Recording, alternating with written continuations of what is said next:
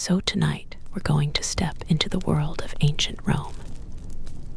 Not the Rome of gleaming marble temples and triumphant legions, but the Rome of the back alleys, of the shadows, of one of its most infamous and misunderstood institutions, the Roman brothel. Forget the myths of powerful, witty courtesans reclining on silken pillows, debating philosophy with senators. The vast majority of women who worked in these places weren't artists of seduction. They were slaves. Their lives were not a whirlwind of poetry and powerful lovers, but a grim, endless cycle of survival in some of the harshest conditions imaginable. Tonight, you are not a guest. You are property, and you are about to experience your first night of work. Oh, and if you're enjoying these stories, I'm always so curious where in the world you're all listening from. So, please drop a comment with your location and what time it is there. I absolutely love seeing our sleepy history community stretching all over the globe. All right, find that cozy spot. Let the noise of the modern world fade away. Allow your body to sink deep into the comfort of your bed.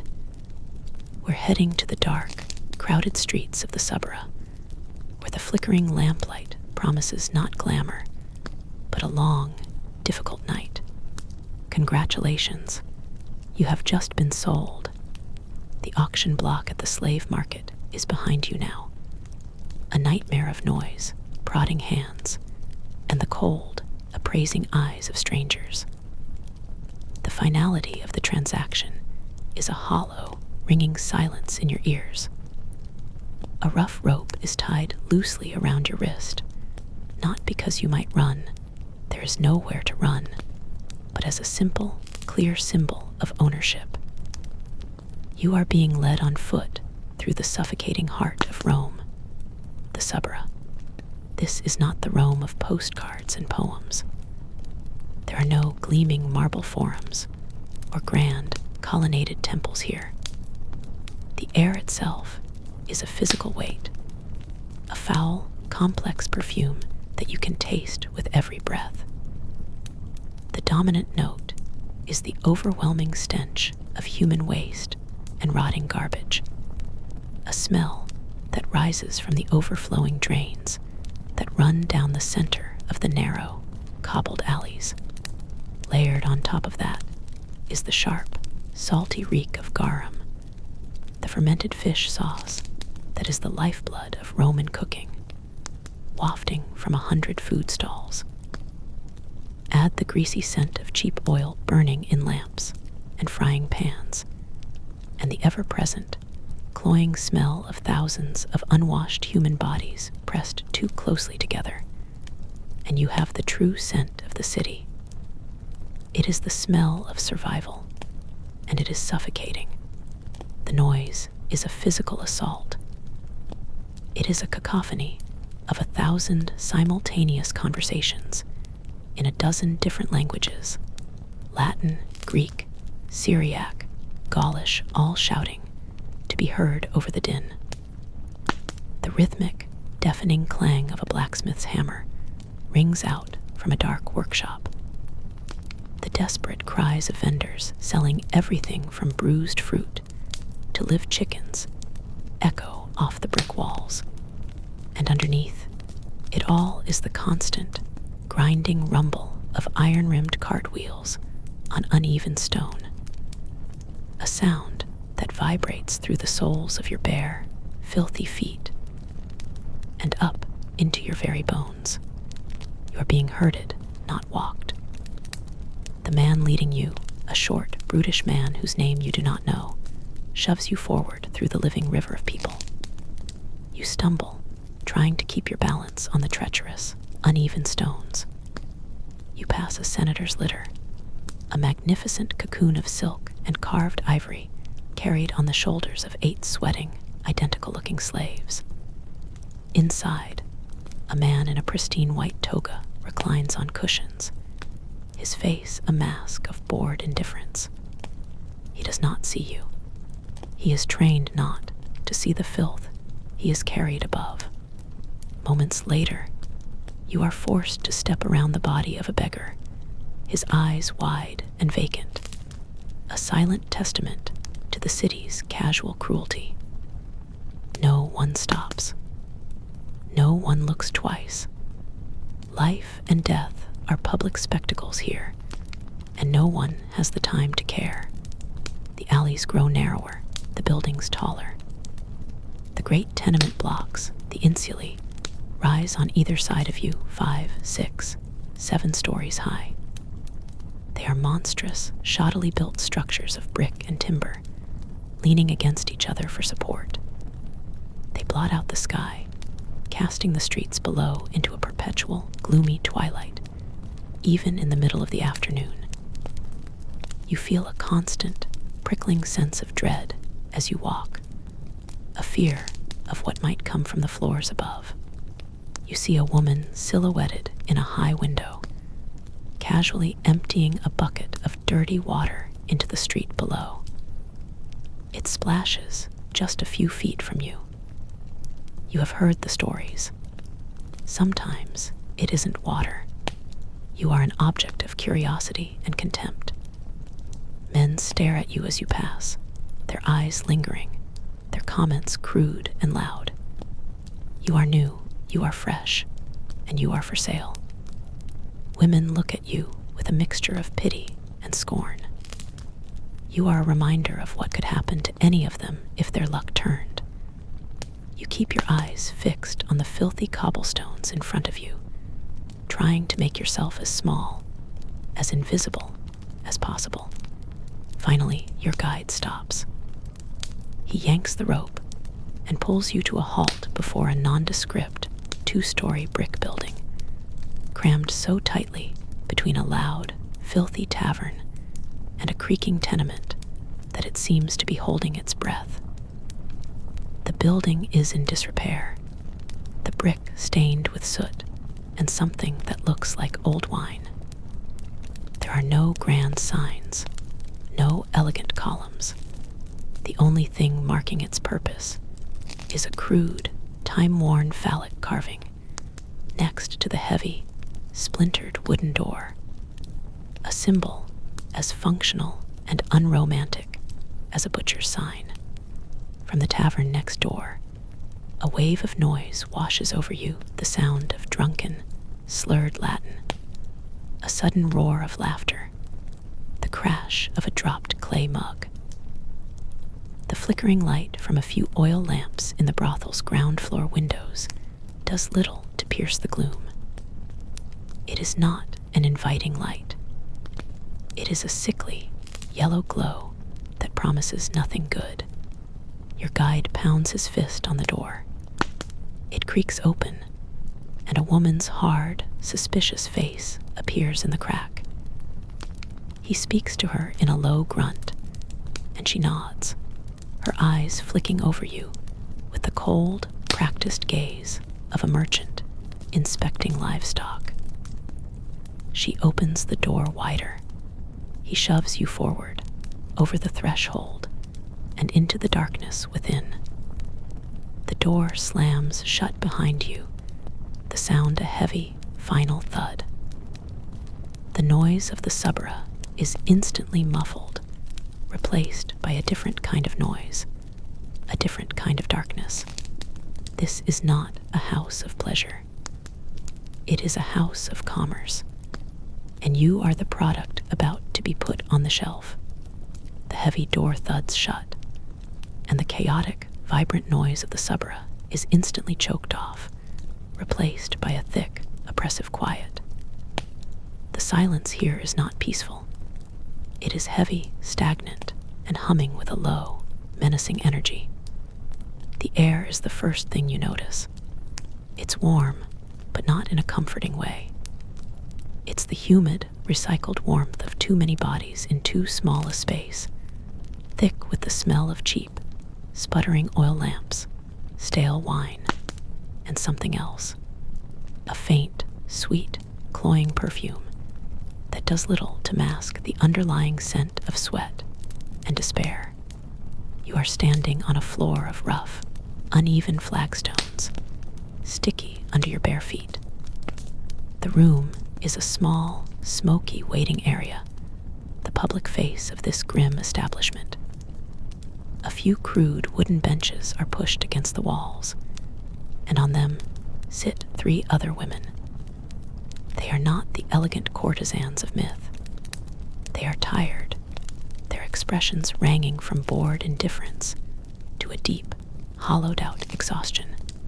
One, a girl who cannot be much older than you, stares at a spot on the floor, her body rigid with a terror you recognize instantly. Another, older and harder, watches you with cold, appraising eyes, a look that says, "I have seen 100 like you come and go." No one speaks. No one offers a word of comfort or welcome. You are not colleagues. You are competition. The walls are covered in plaster, but it is cracked and stained with brightly colored paintings depicting men and women in various, explicit sexual acts. The figures are anonymous, their faces simple masks, their bodies contorted into positions of pure function. They are not scenes of passion, they are advertisements, a menu of services rendered, stripping the act of all intimacy and reducing it to a simple commercial transaction. You quickly look away, a hot flush of shame creeping up your neck, but the images are burned into your mind. The woman who let you in the Lena, the brothel keeper, grabs your arm, her grip surprisingly strong. Her fingers dig into your flesh like talons. "Upstairs," she says, her voice a low, raspy command. She doesn't wait for a reply, simply shoves you toward a dark, narrow opening in the back of the room. The staircase is a death trap. The steps are steep, worn stone, slick with moisture. There is no railing, only the rough, cold brick of the wall to steady yourself against. The air grows colder and more damp as you ascend, the smell of mildew now overpowering the cheap perfume. It is a symbolic journey, a descent into the true heart of this place. Even as you climb higher, you emerge into a narrow, dimly lit corridor. The only light comes from a single, sputtering oil lamp at the far end, casting long, dancing shadows that make the space feel alive and threatening. Along the corridor are a series of openings, dark, gaping mouths covered not by doors, but by heavy, grease-stained leather curtains. The Lena stops before one of these openings and yanks the curtain aside with a screech of rusty rings on a metal rod. "In here," she grunts, and pushes you inside. The curtain falls back into place, and you are plunged into near-total darkness. A sliver of flickering light from the hallway slices through the gloom, just enough to reveal the true nature of your new home. Your room, your cella, is a tomb. It is a tiny, windowless box carved from stone and brick, so small that you can touch both walls by stretching out your arms. The air is cold, dead, and smells of damp earth and something sour, like old straw. It is a room built for function, not for life. There is no furniture, no chair, no table, no small shelf for personal belongings. Not that you have any. Your bed is built into the wall. It is not a bed frame with a mattress, but a solid platform of stone, a slab like an altar or a mortuary table, raised about 2 feet off the floor.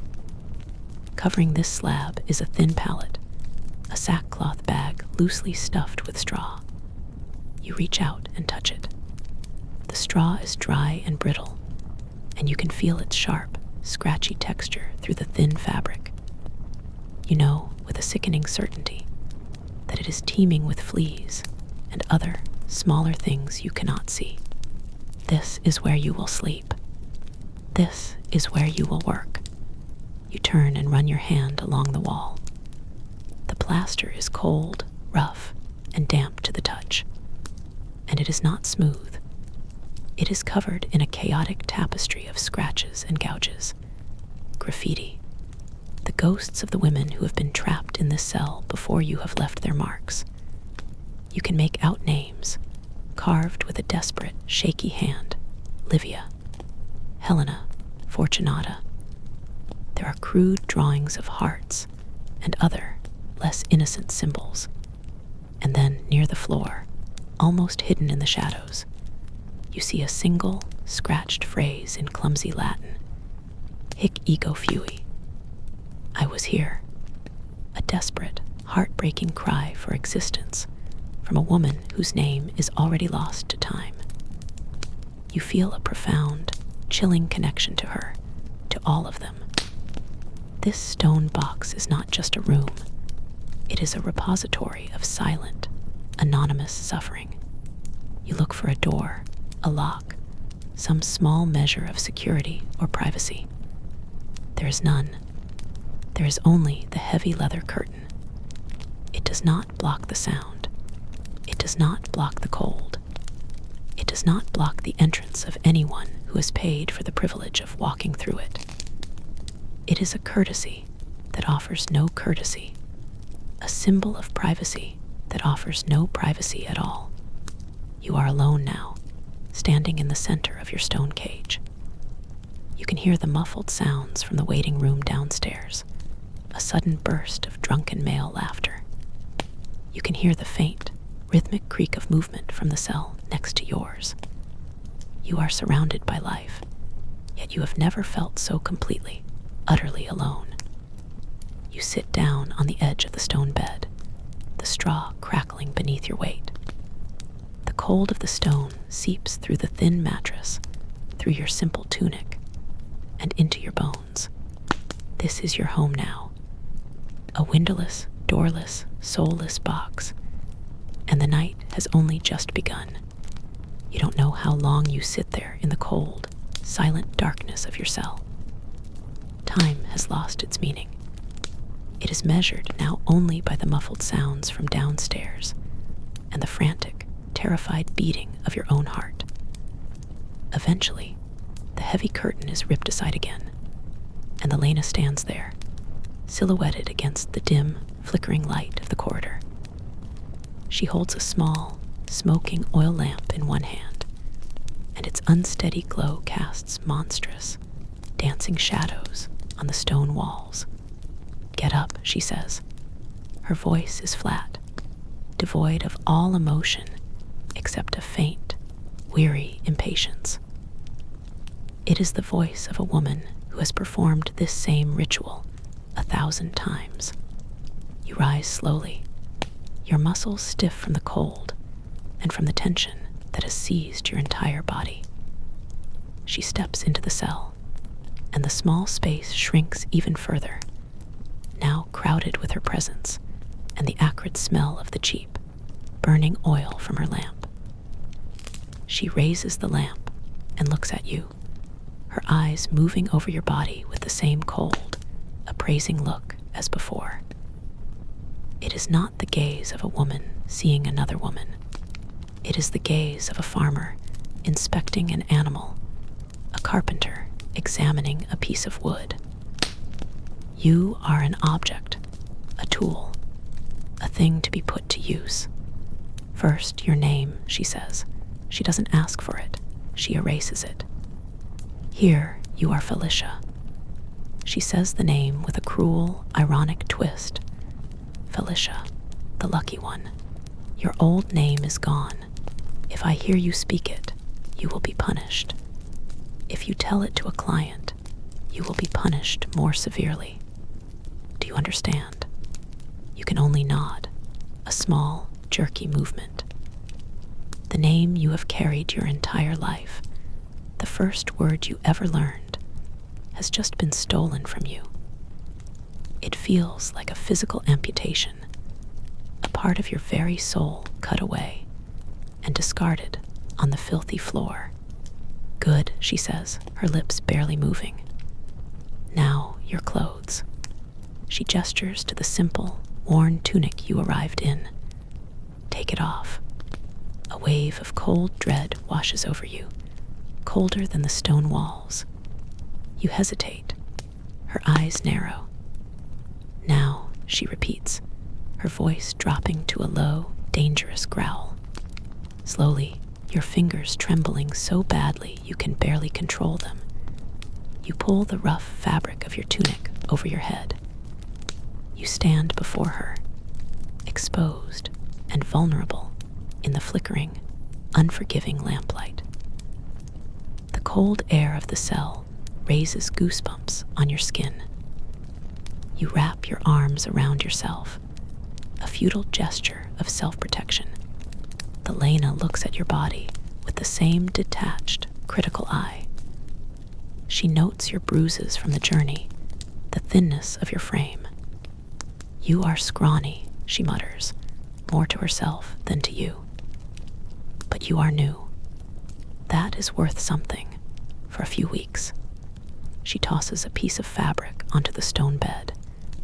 It is a tunic, but unlike any you have ever seen. It is made of a thin, almost transparent linen, dyed a garish, faded red. It is short, barely reaching your mid-thigh, and cut scandalously low at the neck. It is not clothing. It is a costume. A uniform designed to signify your profession to any man who looks at you. Next, she produces a small, grimy wooden box. She opens it, and the contents are a parody of feminine beautification. There is a small pot of coal, a black, greasy substance for your eyes. There is a chunk of white chalk, which she tells you is for your face, to achieve the fashionable pallor that signifies a woman who does not labor in the sun. And there is a small clay dish containing a dark red paste, the dregs of cheap wine, mixed with a little clay to make it thick. This, she informs you, is for your cheeks and lips. No man wants a sad, pale girl, she says, her voice laced with contempt. He wants a picture, a fantasy. Your job is to be the picture. She does not apply it for you. She hands you a small, cracked piece of polished bronze that serves as a mirror. Make yourself useful, she says. In the dim, distorted reflection, you see a ghost of yourself. You see your own terrified eyes staring back. With a trembling hand, you dip your finger into the pot of coal. The substance is gritty and smells of soot. You try to apply it to your eyelids as you've seen wealthy women do, but your hand shakes, and the line is a thick, clumsy smear.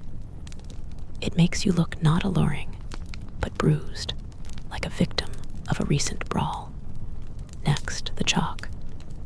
You rub the dry, dusty substance onto your cheeks, and it coats your skin in a ghastly, corpse-like white. It settles into the fine lines of your face, making you look older, more weary. It feels like you are applying a death mask. Finally, the wine dregs. The red paste is sticky and smells sour. You daub it onto your cheeks and lips. The color is a crude, garish red, a clown's blush, a painted-on smile of manufactured health and vitality. When you are finished, you look into the bronze mirror again. The person staring back is a grotesque caricature, a painted doll assembled from cheap, foul-smelling parts. Your own face, the one you have known your entire life, is gone, buried beneath a mask of chalk and soot. This is not about making you beautiful. This is about making you anonymous. It is about erasing every trace of the individual you once were and replacing her with a generic, interchangeable product. The Lena watches your work with a critical, impatient expression. She makes a small, grunting sound that might be approval, or might simply be acknowledgement that you have completed the task. She then reaches into a leather pouch at her belt and pulls out a small, flat object. She presses it into the palm of your hand. It is a coin, but it is not money.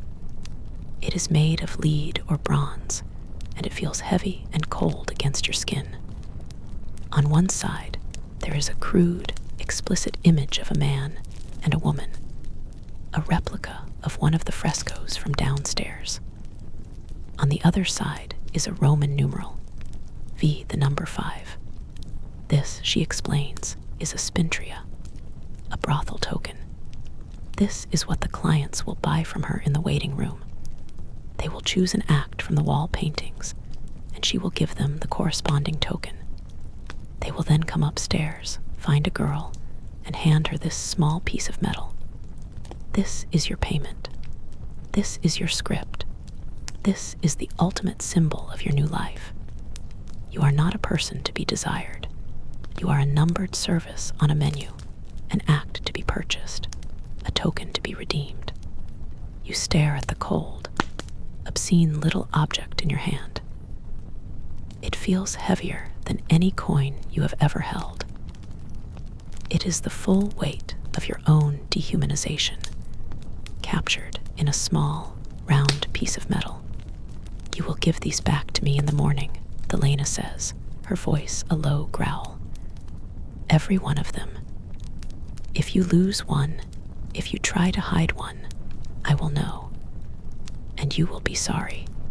She turns to leave, her work of unmaking you now complete. At the curtain, she pauses and looks back at you. The painted, terrified creature standing in the center of the stone cell. Welcome to the Lupener, she says, and for the first time, you hear a flicker of something that might be dark, bitter humor in her voice.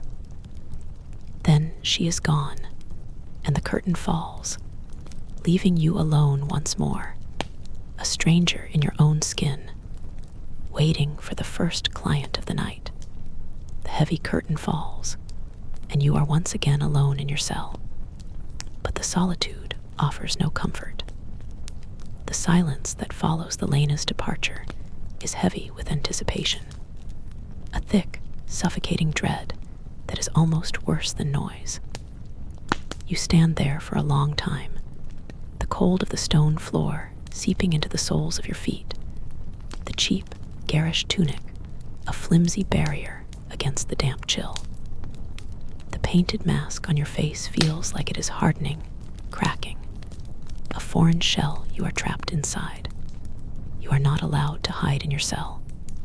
That is a privilege you have not earned. After a few agonizing minutes that stretch into an eternity, the curtain is pulled aside again.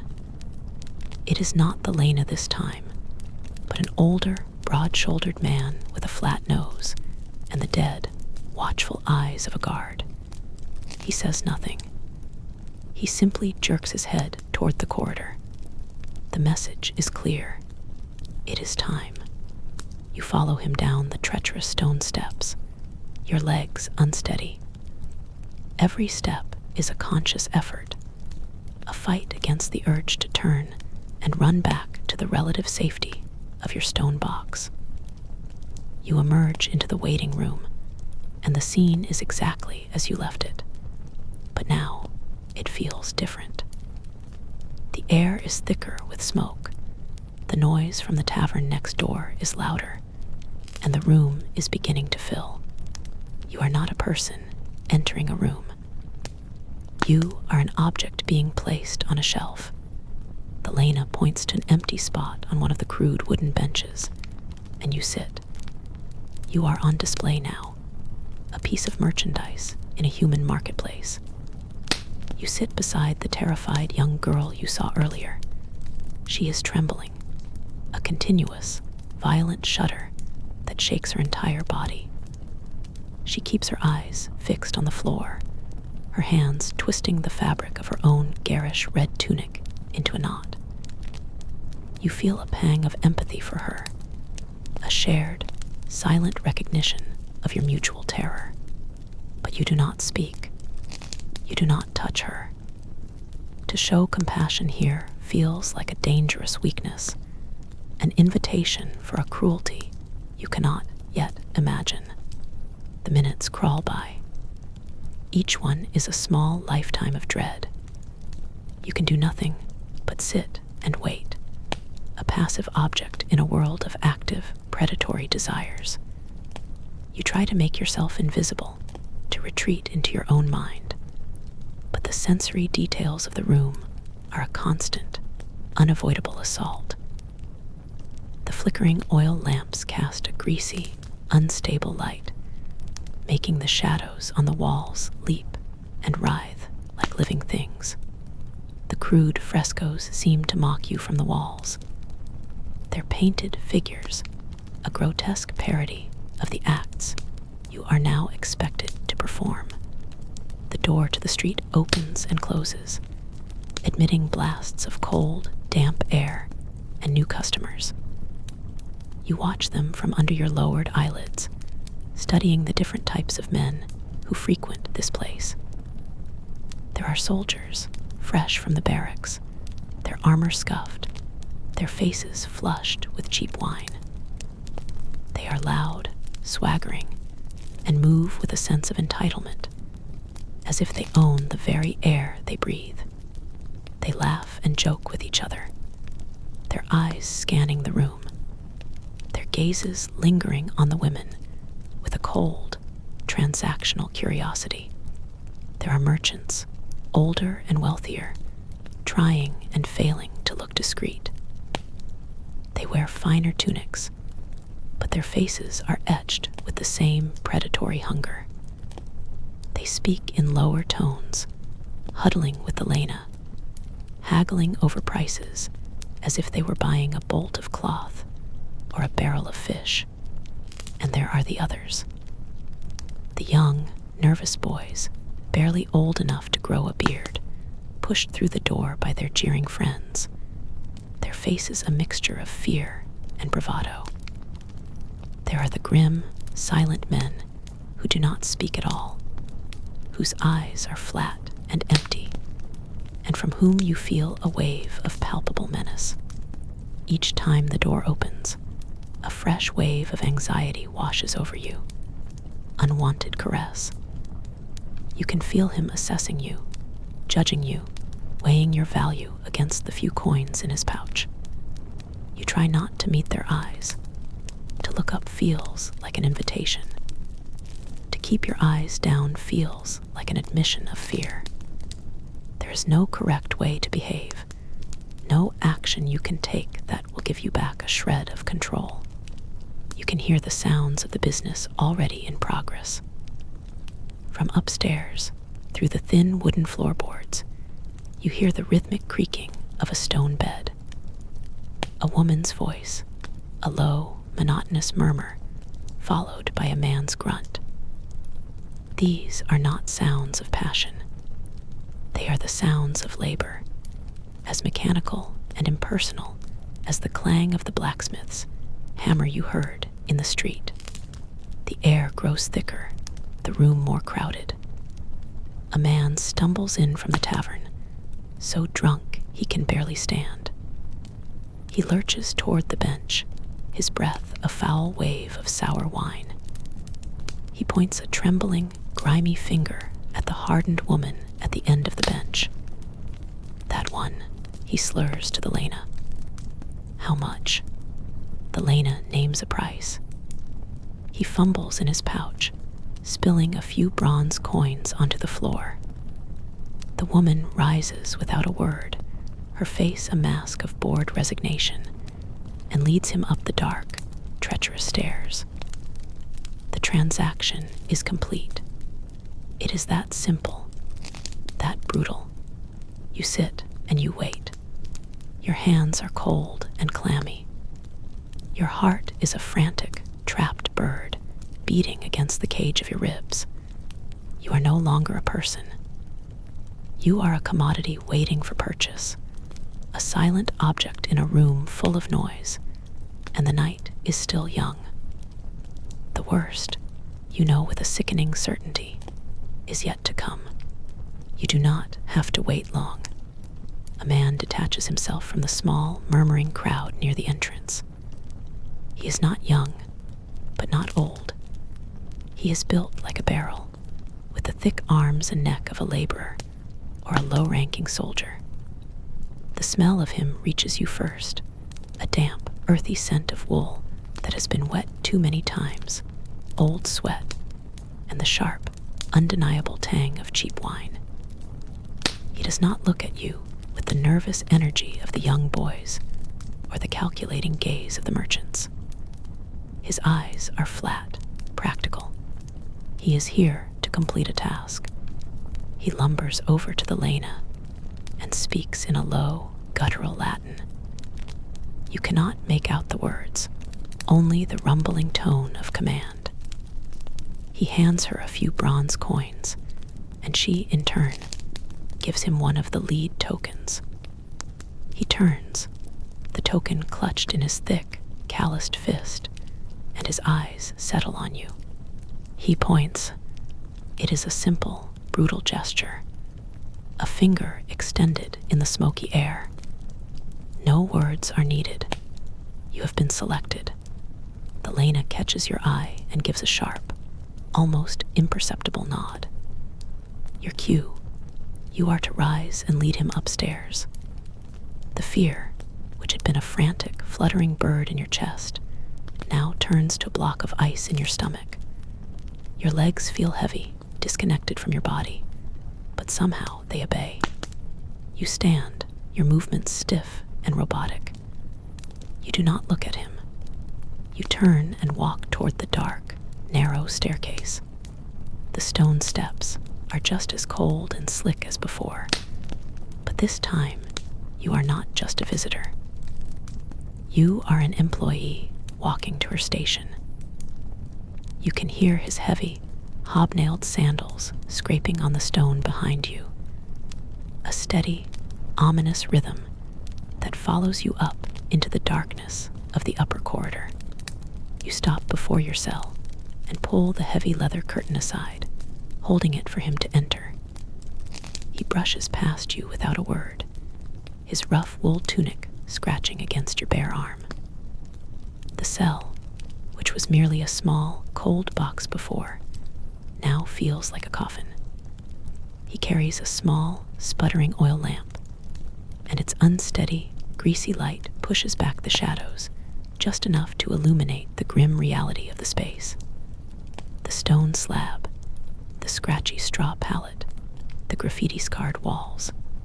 He turns to face you as you let the curtain fall. The heavy leather swings shut with a soft, final thud. The dim light from the corridor is gone. The world shrinks to this tiny, suffocating space, lit only by the weak, dancing flame of his lamp. You are trapped. He doesn't speak. He simply holds out his hand. In his palm is the spintria. You look down at the crude image, at the Roman numeral V. You are to perform act number 5. You reach out and take the token, your fingers brushing against his rough, dirt-caked skin. The lead is cold and heavy in your hand.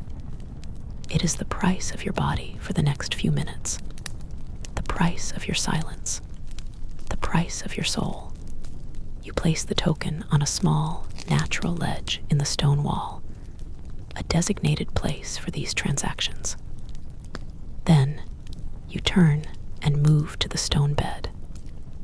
There is no negotiation, no pretense of seduction, no illusion of choice.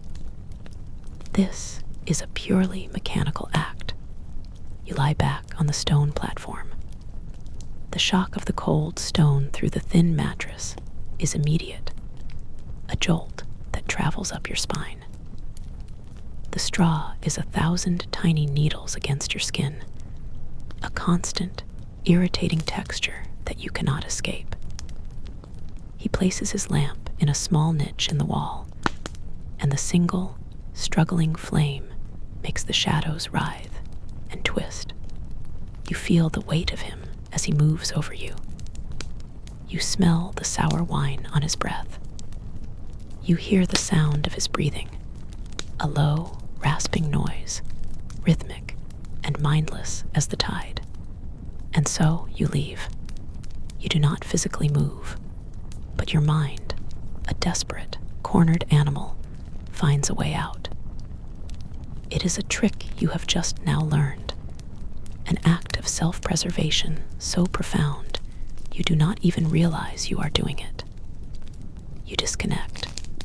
You float away, your eyes fix on a crack in the plaster ceiling, just visible in the wavering lamplight. It is a long, jagged line, a miniature river system etched in the grime. You begin to trace its path with your mind. It starts near the corner, a tiny hairline fracture, then widens as it travels, splitting into smaller tributaries before disappearing into the darkness. You follow it, your entire consciousness poured into this single, meaningless detail. The crack becomes your entire world. It is a map of a place that is not here. The river on the ceiling makes you think of the stream near your childhood home. You close your eyes, and for a fleeting, beautiful moment, you are there. You are a child again, sitting on a sun-warmed rock, dipping your feet into the clear, cold water. You can feel the smooth, mossy stones under your toes. You can smell the damp earth and the sweet scent of the wildflowers growing on the bank. You can hear the low, contented buzz of dragonflies as they dance over the surface of the water. It is a memory so clear, so real, it is almost a separate life. His breathing continues, a steady, grating rhythm. In, out, in, out. You begin to count. You count his breaths. 1, 2, 3, you focus on the number, on the simple, predictable pattern. The sound, which was at first intrusive and horrifying, becomes just a noise, a mechanical beat in the background of your silent counting. It is the sound of an engine, of a machine performing its function. It has nothing to do with you. You count the bricks you can see on the far wall. 7 in the first row. Count. The numbers are a shield, a wall you build inside your own mind, brick by painstaking brick, separating the thinking, feeling part of you from the physical shell that is being used. The straw scratches. The stone is cold. The lamp flickers. His breathing is a rough, steady metronome. These are just facts. They are sensory data, detached from emotion, from meaning. They are the details of a story happening to someone else, a long, long way from here. And then, as suddenly as it began, it is over. The weight is gone. The rhythmic breathing stops. He moves away, and for a moment, you hear him fumbling with his tunic in the near darkness. He picks up his lamp from the niche, and the shadows in the room perform one last, violent dance. He does not look at you. He does not speak a single word. He pulls the curtain aside, and the dim, murky light of the corridor floods in, a shock to your eyes. He is gone. The curtain falls back into place, leaving you in darkness again. But it is a different kind of darkness now. It is an empty darkness. You lie there on the cold stone, unmoving, for a long time. You can still feel the impression of his weight, the ghost of his presence. You can still smell the sour wine in the air. Slowly, you sit up. The stone is still cold against your back. The straw still scratches. The only thing that has changed is that you are now 5 bronze coins richer for the Lena, and 1,000 years older in your soul. You reach for the lead token on the ledge. your fingers closing around its cold, hard reality. The transaction is complete. The first of many. The curtain falls, and you are left in the empty silence. But the silence is a liar. It is not an ending. It is merely a pause, a brief, breathless moment before the rhythm of the night begins again. The first transaction was a shock, a brutal tearing of the veil between the life you knew and the one you now inhabit. The ones that follow are something else entirely. They are a lesson in monotony. They are the slow, grinding erosion of your soul. There is no time to recover, no moment to absorb the horror. You hear the heavy tread of footsteps in the corridor. The screech of the curtain rings next door. The low murmur of another transaction beginning. This is a factory, and the work does not stop. Before you can even fully comprehend what has just happened, you are summoned downstairs again, back to the bench, back to the marketplace. The night dissolves into a blur, a repetitive, suffocating cycle of being chosen, of climbing the cold stone stairs, of enduring the brief, mechanical act, and of returning to the smoky waiting room to do it all again. The men who choose you cease to be individuals. They are not people. They are a collection of sensory insults, a montage of misery that plays on a continuous, looping reel inside your head. There is the fat merchant, his tunic stained with fish sauce. He smells of salt and oil and the rotting docks of Ostia. His hands are soft and fleshy, but his grip is surprisingly strong. He breathes heavily, a wet, labored sound, and when he is done, he leaves behind a few extra coins on the stone ledge, a silent, insulting bonus for his own perceived generosity. You leave them there. You will not give the Lena the satisfaction. There is the young, nervous boy, pushed upstairs by his laughing, drunken friends. He cannot be more than 16. He cannot look you in the eye. He fumbles with the token, his hands trembling, and the entire act is a clumsy, hurried, and deeply sad affair. He is just as terrified as you are. As he leaves, he whispers a single word, "Scusa," sorry, before disappearing into the corridor.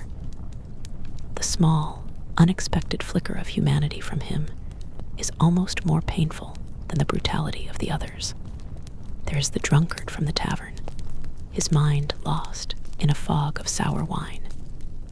He is heavy and clumsy, and halfway through the transaction, he simply passes out, his full dead weight pinning you to the stone slab. You lie there for what feels like an hour, trapped beneath a snoring, reeking mountain of flesh, listening to the sounds of the brothel continuing around you, until the guard comes upstairs to haul him off.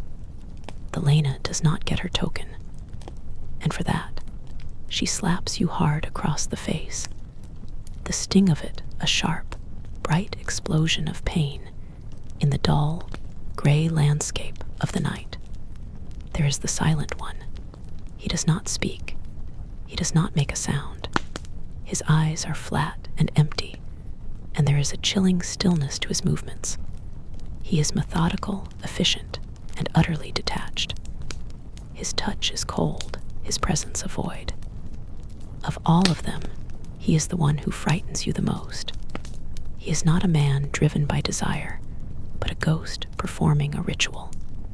You are not even an object to him. You are nothing at all. With each transaction, the act of dissociation becomes easier, more practiced. You perfect the art of leaving your body. You travel back to the sun-drenched fields of your childhood. You recite the lines of a poem your mother taught you over and over, the words a silent, rhythmic chant in your head. You study the patterns of the damp stains on the ceiling, giving them names, turning them into a familiar, unchanging map. This cell, your prison, becomes a strange, inverted sanctuary of the mind.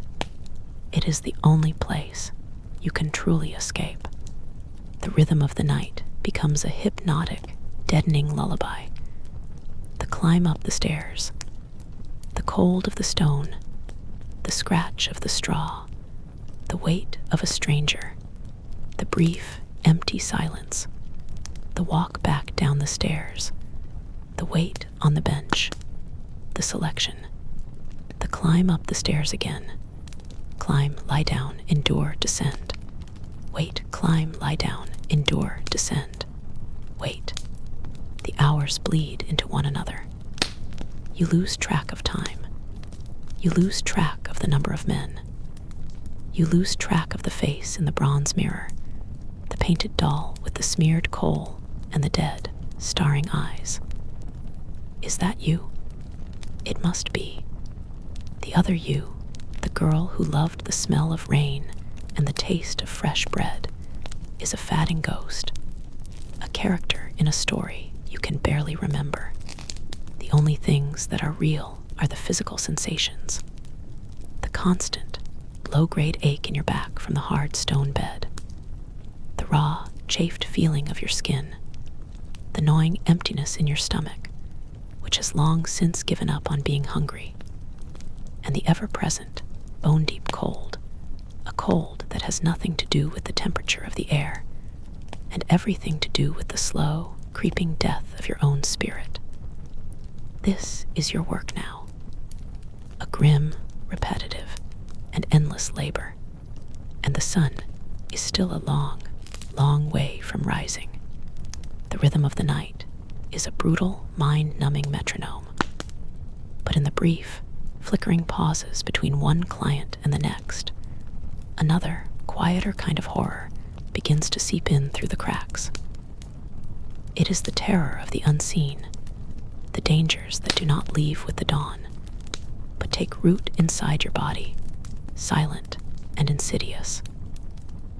It is the constant, simmering fear of disease, of pregnancy, and of violence. You are sitting on the waiting bench, the smoky air thick around you, when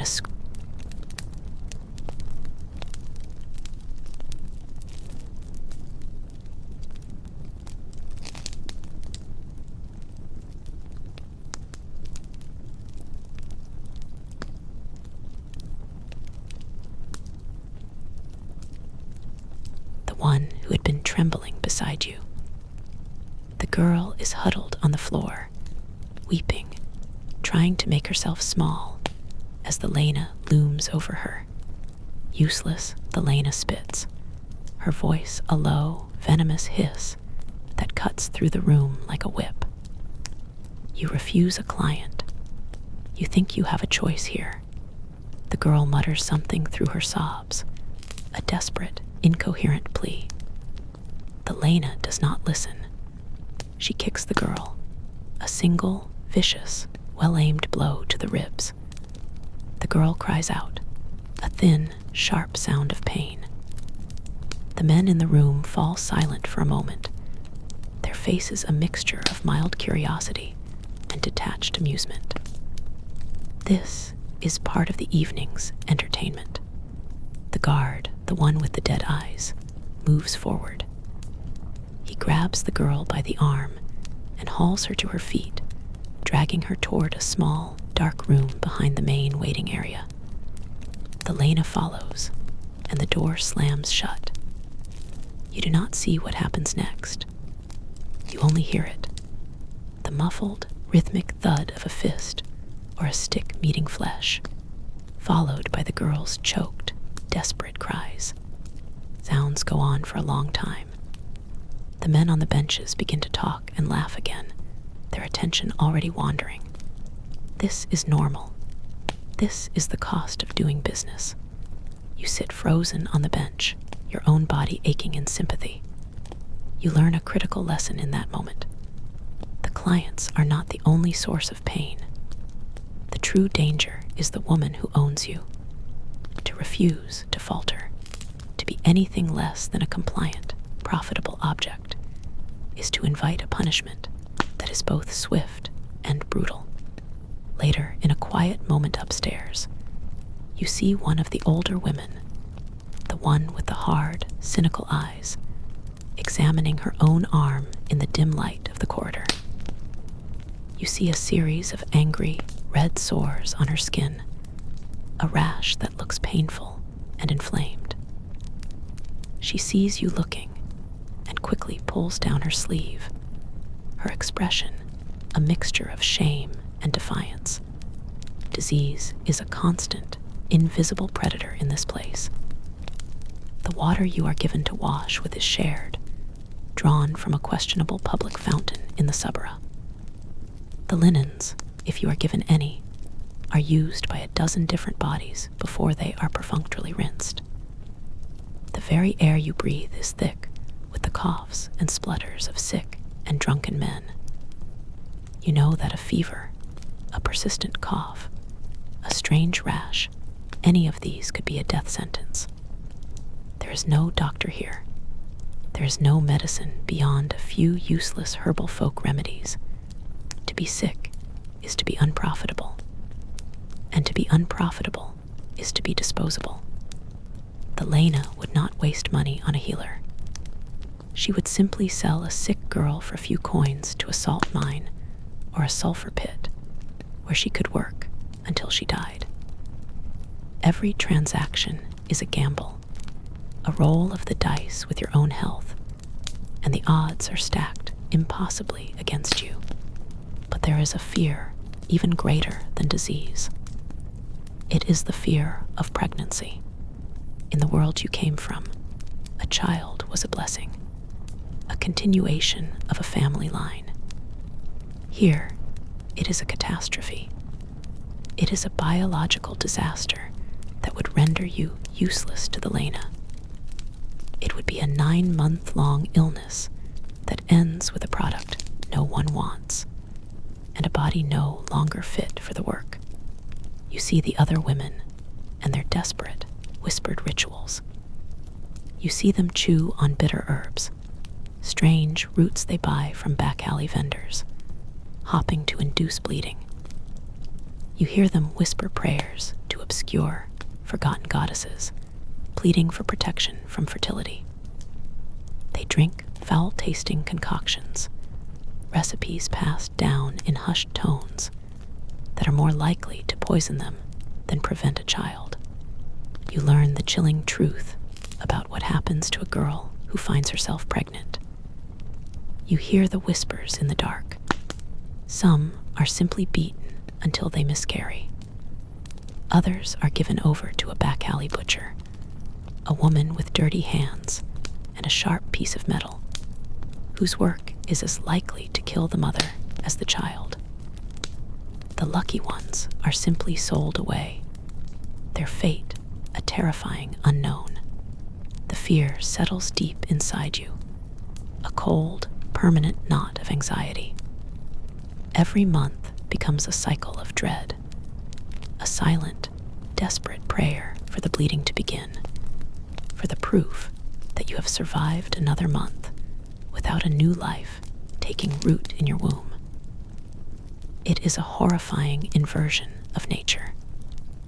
The very thing your body was designed to do is now the one thing that could destroy you. You look around your small stone cell. The graffiti on the walls takes on a new, more sinister meaning. The names carved there, Livia, Helena, Fortunata, are not just the names of women who were here. They are the names of women who are gone. You start to wonder about the woman who was in this cell before you. Where did she go? Did she get sick? Did she get pregnant? Did she anger the Lena one too many times? Or did she simply wear out, her body and spirit ground down by the endless, brutal rhythm of the night, until she was no longer profitable, no longer useful, and was discarded like a broken piece of pottery? The dangers here are not just the men who use you or the woman who owns you. The danger is the work itself. It is a slow, creeping poison that attacks you from the inside out, through disease, through unwanted fertility, through the sheer, grinding despair of it all. Survival here is not a victory. It is merely a postponement of the inevitable. The night is a long, suffocating tunnel, and you are losing all sense of time. How many men? How many trips up the cold stone stairs? You no longer know. The world has shrunk to the size of your cell, to the scratch of the straw, to the dull, rhythmic ache in your body. It is a contained, predictable, and deeply personal hell. And then another world intrudes. It begins with a sound from outside, a sound that manages to cut through the drunken clamor of the tavern next door and the thick walls of the lupanar. It is the sound of shouting, but this is not the loud, boisterous shouting of revelers. It is the sharp, angry roar of a mob. It is followed by a splintering crash, the unmistakable sound of heavy wood breaking, and then a collective, savage cry of rage. Suddenly, the brothel falls silent. The men in the waiting room stop talking. The Lena freezes, her head cocked, listening. Even the rhythmic creaking from the cells upstairs ceases. Everyone is listening. The sounds from the alley outside grow louder, more chaotic. You can hear the panicked shrieks of a woman, the thud of bodies hitting the ground, the animalistic grunts of men locked in a vicious, no-holds-barred brawl. You are in your cell, the curtain drawn, having just returned from another transaction. You sit up on the stone slab, your heart pounding with a new and different kind of fear. The horror you know is the quiet, methodical horror of your work. This is something else. This is the wild, unpredictable chaos of the Suburra, a world you had almost forgotten in the focused misery of your own. The guard, the one with the dead eyes, lumbers to the front door of the brothel and slides a heavy iron bar into place. It is a gesture of profound significance.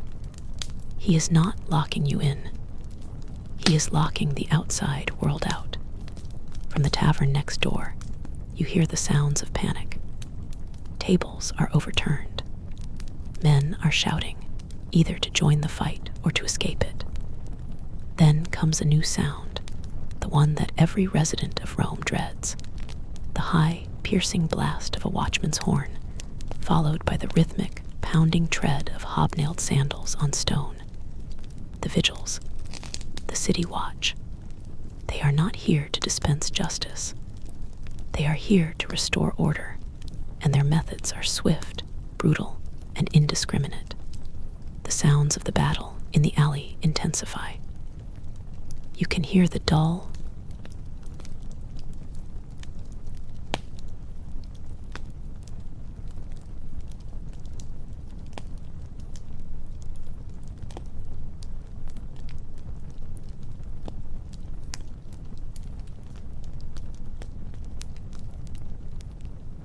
painted faces pale and drawn in the flickering lamplight. No one speaks. You are all prisoners in this stone building, listening to a war being waged just a few feet away. The girl in the cell opposite yours, the one who was beaten earlier, is weeping silently, her body shaking. The older, hardened woman is simply staring into space, her expression unreadable. She has seen this before. This is just another night in the Suburra. The brawl seems to go on for an eternity. It is a primal, terrifying symphony of violence. And in that moment, a strange and horrifying thought enters your mind. For the first time all night, you are grateful for the thick stone walls of your cell, for the barred door downstairs, for the brutal Lena and her dead-eyed guard. They are your captors, your tormentors. But in this moment, they are also your protectors. The Lupener, your personal prison, has suddenly become a fortress, a temporary, fragile sanctuary from the even greater, more random violence of the world outside. The realization is a cold, sinking stone in your gut. There is no escape. The world you dream of running back to, the world outside these walls, is not a world of safety and freedom. It is just a larger, more chaotic prison, a place where a woman alone could be beaten, robbed, or killed in a dark alley for no reason at all. Your misery here in this brothel is at least organized. It is commercial. It has rules. The horror outside has none. The sounds of the fight finally begin to die down, replaced by the gruff, authoritative shouts of the vigils and the low moans of the wounded. The immediate danger has passed. The men in the waiting room slowly begin to talk again. The Lena unbars the door. The business of the night resumes as if nothing has happened, but something inside you has shifted. The faint, desperate flicker of hope you had been clinging to, the idea that this was a temporary state, that escape was possible, that a better world existed just beyond the door, has been extinguished. You now understand the true nature of your cage. It is not just the stone walls of this brothel. It is the entire city of Rome. It is the entire world. There is no safe place to run to.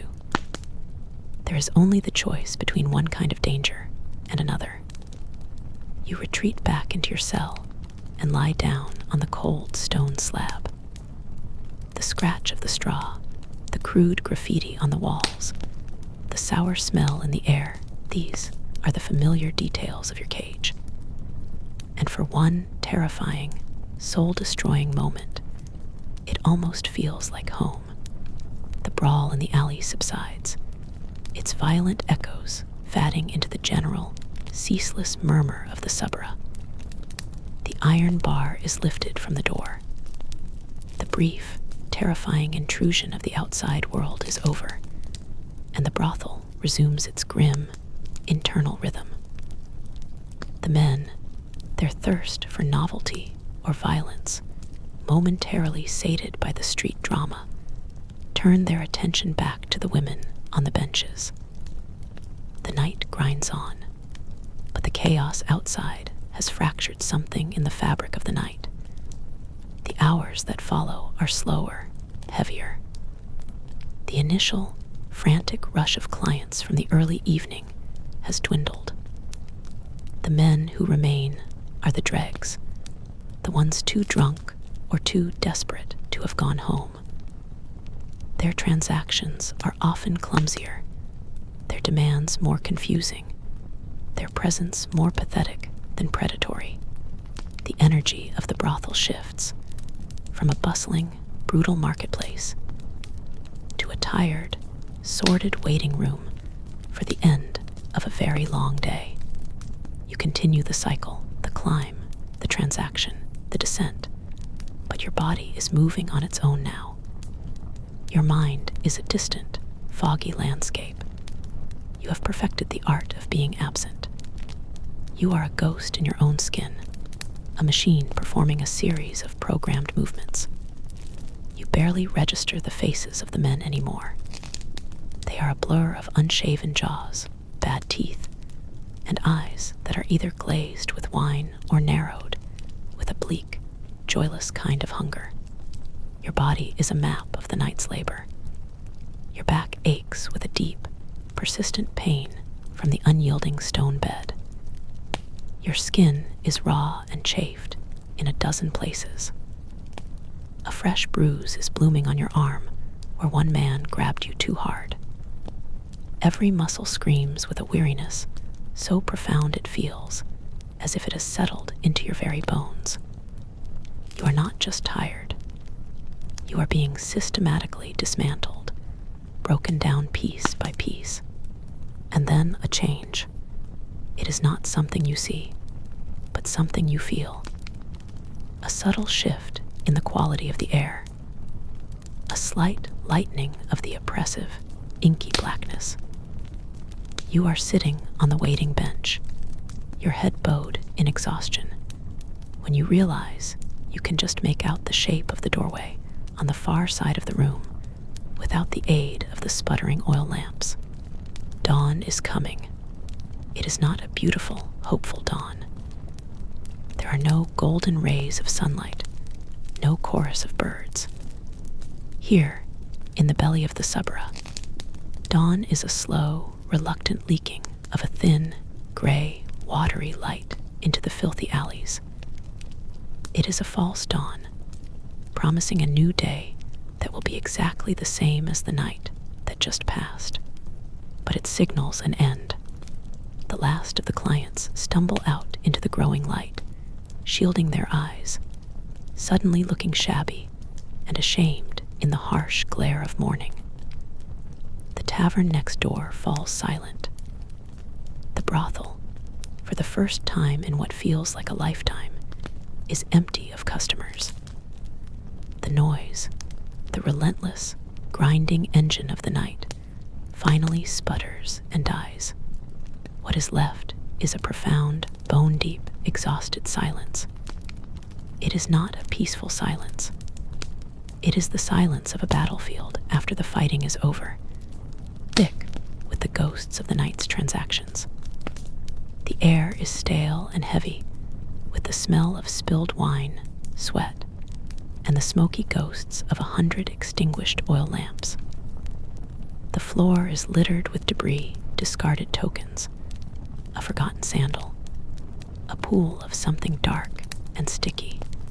The work, however, is not over. The Lena emerges from her small office, her face a mask of weary vigilance. Her night of collecting coins is done, but her morning of accounting has just begun. She looks at you and the other women, no longer as products on display, but as tired, used-up tools that need to be cleaned and put away. Upstairs, she says, her voice a flat, gravelly rasp. Clean up. The phrase is a cruel joke. There is no real cleaning possible here. You and the other women file back up the stone staircase, your movements slow and zombie-like. The upstairs corridor, which was a place of dread and shadow all night, is now just a squalid, pathetic hallway in the gray morning light. The leather curtains hang limp and greasy. You are all led to a small, windowless utility room at the end of the hall. In the center of the room is a large wooden tub filled with cold water. It is the same water that was brought in yesterday. It is now gray and murky, a thin film of grime floating on its surface. This is your bath. It is a communal bath to be used by all the women. One by one, the other women perform the morning ritual. They strip off their foul, red tunics and dip a rough, threadbare rag into the cold, shared water. They wipe down their bodies with a grim, mechanical efficiency. It is not an act of cleansing.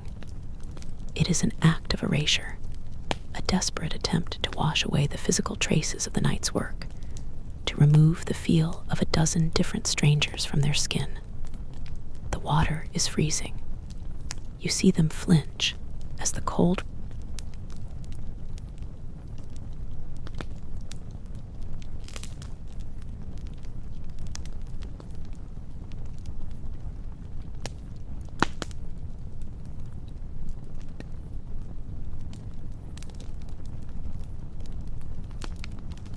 You are simply moving the filth around, replacing the grime of the night with the shared grime of the other women.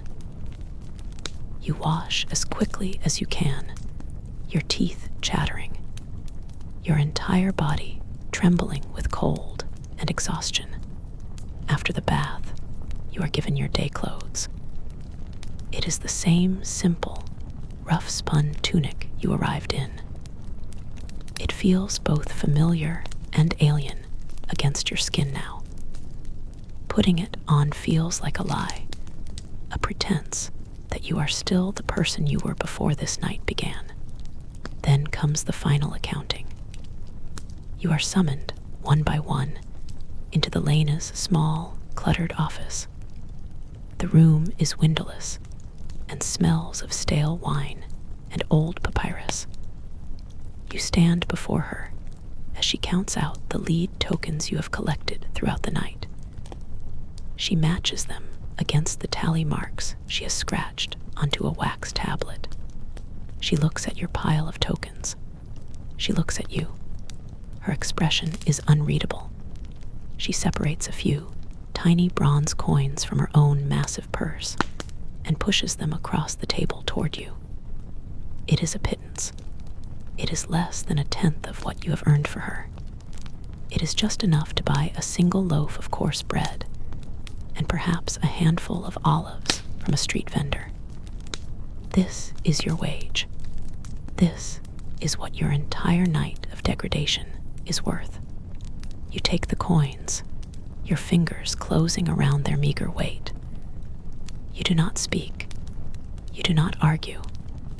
You have seen what happens to girls who cause trouble. The work begins again at dusk, she says, her voice a flat dismissal. Go. You are free for a few hours. You stumble back to your cell. The other women are doing the same, disappearing behind their leather curtains into their own small pockets of darkness. You enter your stone box, and the gray light from the corridor does little to pierce its gloom. It is still a prison, but for the next few hours, it is your prison alone. You lie down on the scratchy straw pallet, not bothering to remove your tunic. The exhaustion is a physical force, a heavy blanket that smothers you. You do not have the energy to weep. You do not have the energy to feel anything at all. There is only a vast, hollow emptiness inside you. This was your first night. You now know, with a certainty that is colder and harder than the stone beneath you, that it will be every night.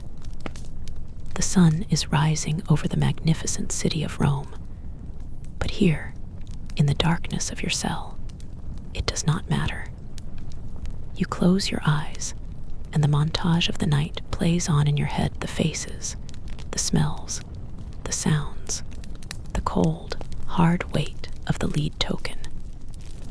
This is your life now, and as the city outside begins to stir with the promise of a new day, you finally fall into a dark, dreamless, and utterly exhausted sleep. You can leave her there now, in the cold silence of her stone cell. You can let the muffled sounds of ancient Rome fade away, letting them dissolve into the quiet of your own room. You can feel the weight of that long, brutal night finally lift from your shoulders. Her ordeal is over for now, and so is your journey into her world. As you lie in your own bed, in your own private room,